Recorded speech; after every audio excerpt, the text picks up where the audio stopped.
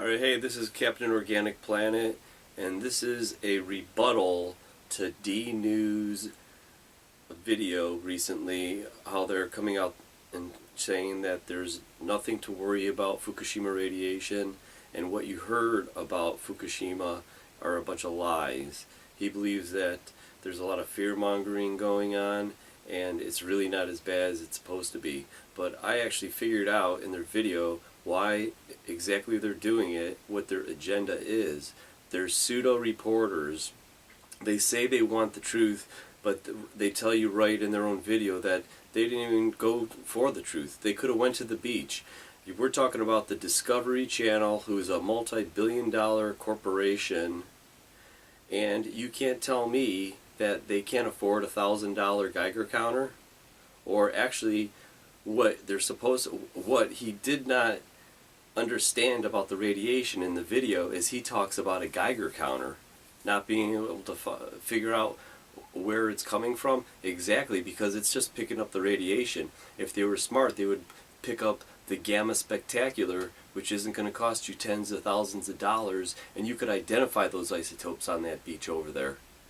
So DNews is a front for the Discovery Channel, which their agenda is to promote nuclear energy, and I will prove it to you right now. So watch this video. I diced together their two videos to kind of like tell you exactly what their gripe is about, and then I will plug it in the end, the exact purpose why they're doing this, and it's to promote nuclear energy. They're saying don't be scared, or don't be scared, or don't be afraid of this Fukushima radiation because it's nothing. Don't believe them. It's big news.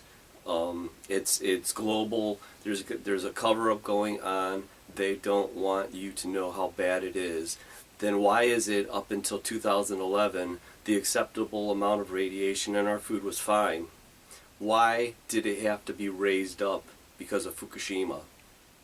If it was good up till 2011, it should be the same standard in 2014. So don't believe them. Do your own research and watch this video, and I'll prove to you that DNews is a fraud and they are promoting nuclear energy. This video is a response to a video made by DNews, and their videos were basically stop worrying about Fukushima radiation, and Fukushima radiation, what you've heard are lies. And that was actually the first video that they did in November. So basically, real quick, DNews is this site that is dedicated to satisfying your curiosity and bringing you mind-bending stories with perspectives you won't find anywhere else. And these are the hosts. Those are the three hosts. And basically they say that they're inspirational junkies in an expanding universe of information where we question anything and test everything. And I am going to prove to you that this is a total lie, and they question nothing and test nothing on the Fukushima story. DNews, you'll find out that they are Discovery Communications LLC. That's the Discovery Channel. I don't know where they're coming up with this agenda to say that there's nothing wrong, but let's go and see what he has to say, and let's pick it apart. We've gathered some examples to debunk some of these Fukushima Fuku-ups, if you will. You might have heard Fukushima was leaking radioactive water into the ocean at a rate of about 300 tons a day. National Geographic reported back in September that the head of the Woods Hole Oceanographic Institution for monitoring the radiation and sea life said, and I quote, "Eat up."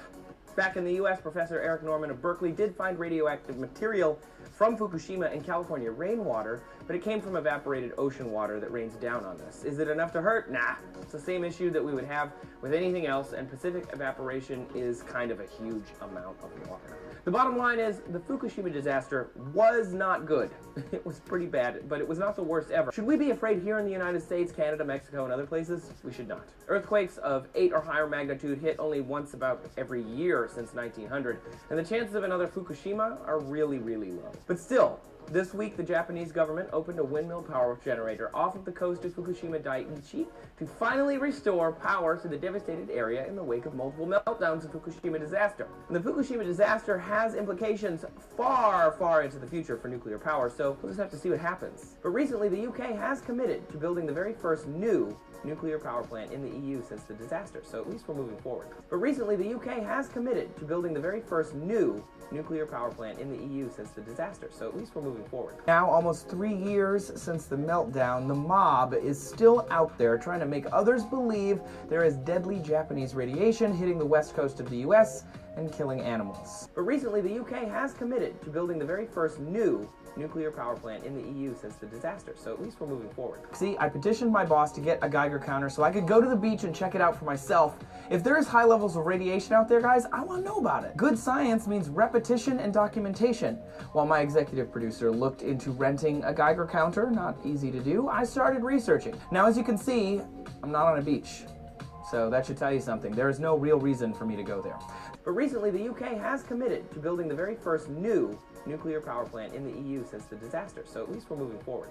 They determined there was elevated radiation, but it wasn't severe. But recently, the UK has committed to building the very first new nuclear power plant in the EU since the disaster, so at least we're moving forward.